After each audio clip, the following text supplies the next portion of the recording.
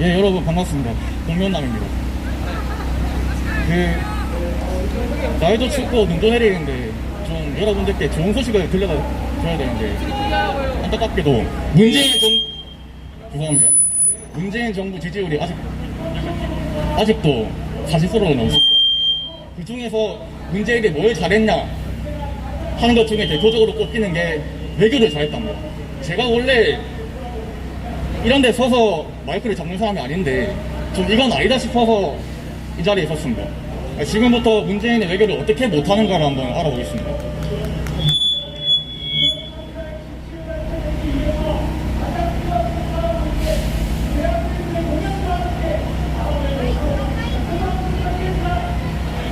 네, 그에 앞서 한국 외교의 역사를 먼저 간략하게 돌아보려 합니다. 19세기까지 한반도에 자리 잡은 국가들은 항상 중국의 눈치를 봤죠.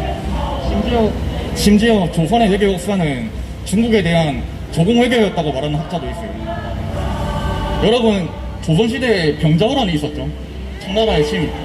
그때 삼전도의 굴욕을 기억하십니까? 과도하게 명분을 줬다가 힘이 안 되니까 인조가 청나라 황제 앞에 무릎을 꿇은 사건이죠. 이를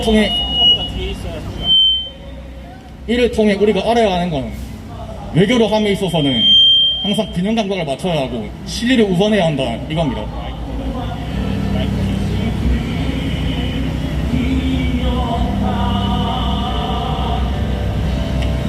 (45년) 해방 이후에 48년 건국, 50년 한국전쟁 많은 일들이 있었죠.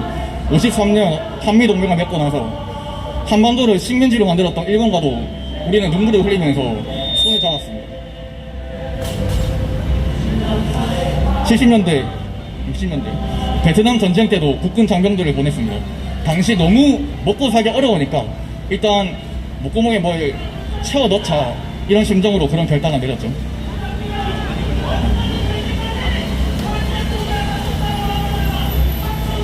네, 다시 21세기로 돌아와서 지금은 중국에 적응을 바치는 시대만큼이나 지정학적으로 힘든 상황이에요. 지금도 동북아시아에서 우리는 중국, 일본, 러시아 이런 강대국들을 둘러싸여 있습니다. 위로는 핵무기로 무장해서 한국과 미국 등등을 위협하는 북한 정부가 있고요. 그렇기 때문에 한국은 사실상 외교적 삼나라라고 할 수 있습니다. 한국같이 기름 한 방울 안 나고 강대국들이 둘러싸여 있는 섬나라는 고립되어 있기 때문에 무역이 굉장히 중요합니다. 한국은 GDP 대비 무역 비율이 100%로 넘어가는 나라예요. 그렇기 때문에 외교가 매우 경제에도 그렇고 전반적으로 중요하다고 볼 수 있습니다. 2019년 세계는 또 다른 시류를 타고 있어요. 바로 미중 무역 분쟁이죠. 지금은 그 분위기가 조금은 가라앉았지만 중국과 미국의 양강체제가 수면 위로 떠오르기 시작해서 한국은 지금 어디로 흘러갈지 굉장히 불확실한 상황입니다. 그렇기 때문에 한국은 외교 전문가를 적극 등용해서 올바른 선택을 하는 게 굉장히 중요한 상황이에요. 이제 본격적으로 문재인 정부가 어떻게 잘못을 하고 있는지 알아보겠습니다. 먼저 한국의 외교부 수장이 누굽니까? 강경화 씨죠. 강경화 씨가 자격과 능력이 있어서 문재인이 임명을 했을까요? 이분은 원래 외교 전문가가 아니라 통역 전문가예요. 김대중 대통령 때 이 사람이 3년간 통역사로 있었죠. 장관 인사청문회 때부터 이 사람 수준의 바닥이 드러나는데요. 모 야당 의원이 사드가 없다면 북한 유사의 대책이 뭐가 있느냐 라고 물으니까 이분이 5초간 대답은 안 하고 그냥 가만히 있어요. 이런 간단하면서도 굉장히 중요한 질문에 미안해요. 대답을 못하고 쩔쩔매는 사람을 문재인은 외교부 수장으로 앉혔어요. 이게 말이 됩니까?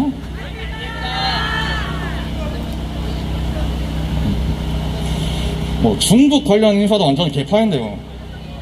소득주도 성장으로 한국 경제를 좀먹던 장하성 씨가 이번에는 중국 대사로 갔습니다. 제대로 된 외교 경험도 없고 심지어 중국말도 못하는 사람이 중국 대사로 가 있어요. 정말이지 이번 정부는 외교를 잘할 생각이 있는지 의문이 듭니다. 심지어 중국 언론에 따르면 장하성이 중국의 1대1로 사업에 동참한다는데요. 여기서 1대1로 정책은 중국이 외국에게 과도한 빚을 지르고 영향력을 행사하는 사실상의 소중국화, 속국화 정책입니다. 몰디브는 국고가 약탈당했다며 탈중국 움직임을 보이고 있고, 파키스탄, 말레이시아 등등 아세안 국가에서 진작에 1대1로 폐기를 검토하는 상황이에요. 그런데 중국 대사는 도대체 뭔 생각으로 이 정책을 같이 하겠다는 건지 전 이해할 수 없습니다. 한국이 중국 바지가랑이나 붙잡는 나라 아니지 않습니까?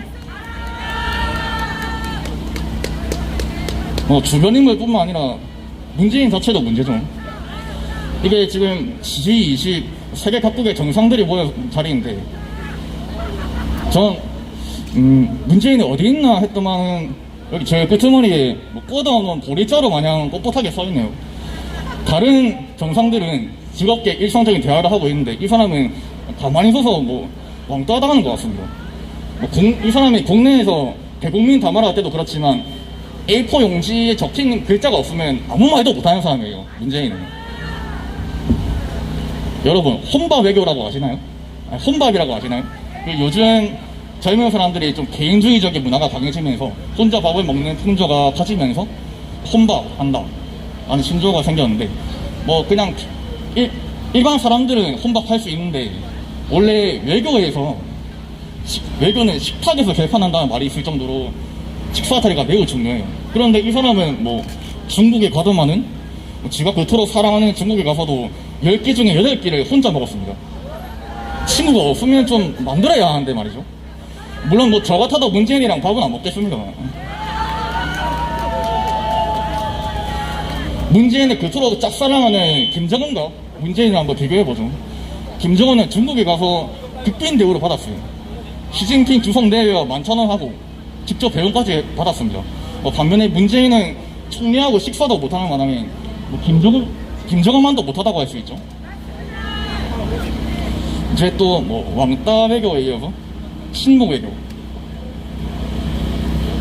중국에 방문했을 때 대통령 수행 기자가 중국 경호원들한테 맞은 일이 있죠. 기억하시나요? 이게 청와대가 매우 경고해야 하는 일인데 입에 꼭 다물고 있어요. 대체 뭔 약점을 자수했길래 중국과 북한에 한해서는 아무 말도 못하는지 모르겠습니다. 넘어가. 신경 쓰지 마요.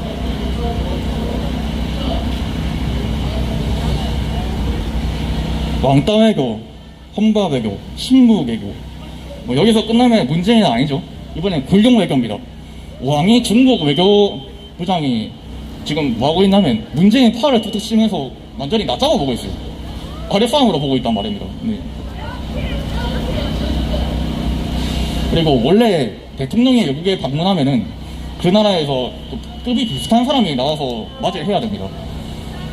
사실 박근혜 때도 중국 가서 외교 굴욕을 당했다 이런 말이 있었는데, 그래서 그때는 시진핑 주석이 직접 나왔어요. 이명박 때도 외교부 장관이 영접했어요. 그런데 문재인이 중국에 가니까 차관 보급이 영접하고 있습니다. 이게 참 국격이 살살 녹는 소리가 들리지 않습니까? 그리고 문재인이 중국에 갔을 때 중국 언론도 문재인을 무시하는지 식사의 신문지면에 문재인 대통령 방중 관련 사진을 한 장도 올리지 않았어요. 어쩌면 그냥 꼴보기 싫어서 안 올린 걸지도 모르겠는데. 이번에 미국으로 넘어가보죠. 중국에는 이렇게 빌빌 기면서 공을 들이는 문재인이 우방국과의 관계는 어떻게 하는지 알아보겠습니다. 여러분들도 아시다시피 한국에서 가장 중요한 건 한미동맹이에요. 한국전쟁 당시에 미국은 178만 명의 군인을 보냈습니다. 같이 싸우면서 피를 흘려서 한미동맹이 혈맹이란 말이 여기서 나와요. 이렇게 같이 싸운 역사에서.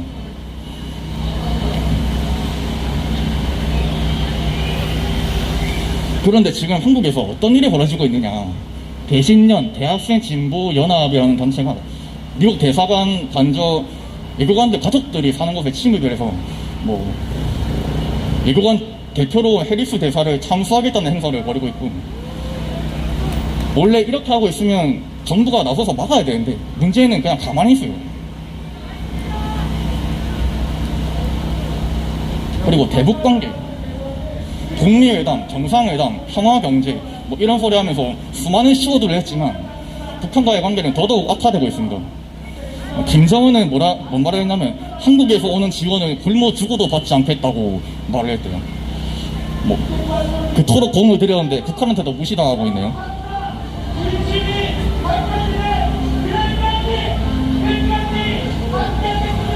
문정인 씨, 자칭 문정부 외교통을 자처하는 이 사람은 일본 철수 시 중국이 해구산을 제공하는 거 어떠냐 이런 말을 했습니다. 왜 해구산이란 게 적국이 핵을 던지면은 동맹국 중에 가장 강한 나라가 핵을 맞받아치면서 이걸 방어하는 그런 전략인데요. 중국은 유일하게 북한의 동맹국이라 할 수 있는 나라인데 뭐 중국한테 해구산을 받는다는 게 말이 안 되지 않습니까? 이번 7월달인가 8월달에 나온 얘기인데 김정은한테 삶의 소대가리도 양천 대사야 노릇 뭐 이런 말을 듣고도 청와대에서 뭐라 했냐면 수위 조절해서 다행이다 이런 대답을 했어요.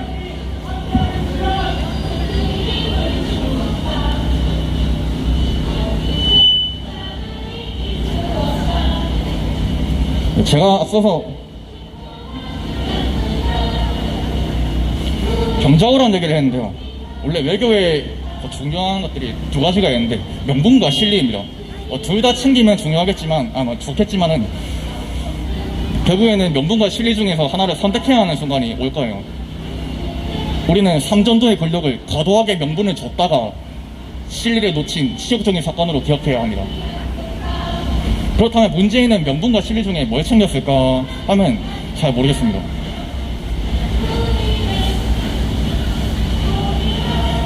한일관계 참 민감한 사안이죠. 제일 중요한 미국과는 서먹서먹해지고 아까 말한 것처럼 일본과는 관계가 최악으로 치달았어요. 나중에 안보 다룰 때 본격적으로 언급하겠지만 지소미아 문제로 방해비 협상에는 적신호가 들어왔고 동맹국들 간은 최악의 관계를 달리고 있습니다. 이 역시 안보와 관련이 있는데요. 문재인이 한때 이런 말을 했습니다. 정의로운 전쟁보다 비겁한 평화가 낫다. 이게 그럴싸하게 들릴 수 있는데 전 이 문장을 보면서 일제강점기 시대의 한 인물이 생각났습니다. 바로 이완용인데요. 이완용은 이래 말했어요. 아무리 나쁜 평화라도 전쟁보다는 낫다. 이게 다 조선의 평화를 위한 거다. 뭐 이런 정신순리를 하면서 조선을 일본에 넘겼죠. 문재인과 이완용이 관점이 비슷해 보이는데 이건 저의 착각일까요? 원래 평화는 자신을 지킬 힘이 있는 나라에 주어지는 특권이에요. 그렇기 때문에 국제 정치에서 힘을 동반하지 않는 외교는 매가리가 없다. 이런 말이 인용되는 거고요. 조선의 왕이 삼전도에서 머리를 조아린 이유는 조선이 청나라에 맞서 싸울 힘이 없었기 때문입니다. 역사가 이런 교훈을 전달하는 걸 우리는 기억해야 돼요. 이완용식 평화를 주장하는 문재인의 외교관이 잘못되었음을 알려야 합니다. 사람들에게. 참 길었는데 한국은 국제적으로 부끄러운 나라가 됐어요. 모든 나라가 한국을 무시합니다. 이제는 왕따 외교, 권력 외교를 멈추고 외교의 기본 철학을 숙지한 전문가에게 외교를 맡겨야 돼요. 경제는 경제 전문가에게, 안보 전문가에게 맡기는 것처럼 통역하던 사람 장관으로 앉히는 그런 행태를 멈추고 외교 전문가에게 외교를 맡겨야 합니다. 참. 네, 감사합니다.